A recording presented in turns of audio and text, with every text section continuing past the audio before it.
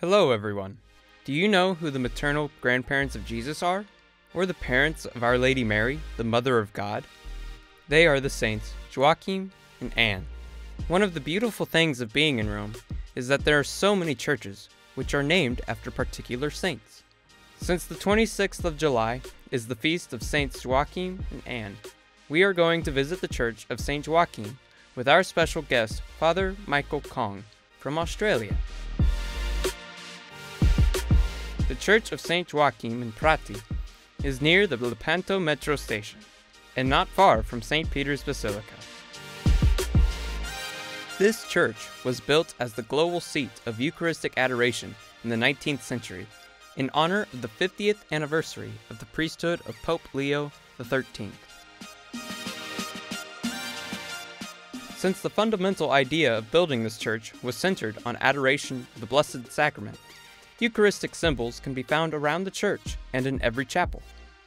A large Eucharistic throne of white marble used for solemn Eucharistic exposition can be found in the sanctuary, above the main altar. The large gold monstrance sits at the center on top of a globe flanked by angels holding candelabras. The church's construction was funded by donations from various nations.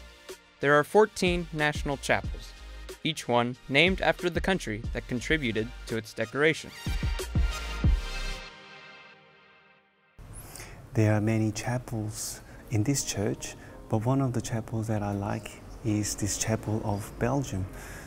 Why? Because there is a painting of Saint Joseph lying on the bed with adult Jesus and Mary looking over him.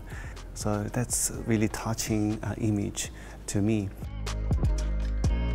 On the top there is a nuptial scene between Mary and Joseph, which is also very unusual to see in the church. There's also a statue of our Saint Joseph and baby Jesus with lilies on his hand, which symbolizes the Mary. And I would like to introduce you another chapel that I like here. So here is the Chapel of Ireland.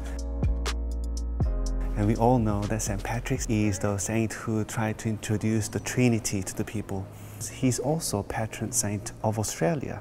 It is important for me because I was born in South Korea and went to Australia, and there I became a priest for the Melbourne Archdiocese. So it is a personal relationship with St. Patrick that encourages me and strengthens me to do the missionary work for the people of God, for spreading the good news to the people.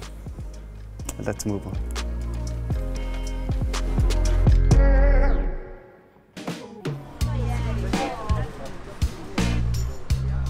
After digesting the spiritual food, it is also important to take some physical food. We found a place to eat, close to the church.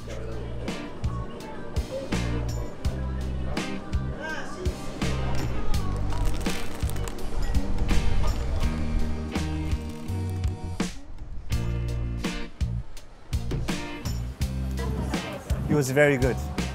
By the way, the grandparents of Jesus remind us our grandparents. They never send us out with empty stomach. They always like to feed us and look after us. So do not forget about our grandparents, their generosity, and their unconditional love towards us.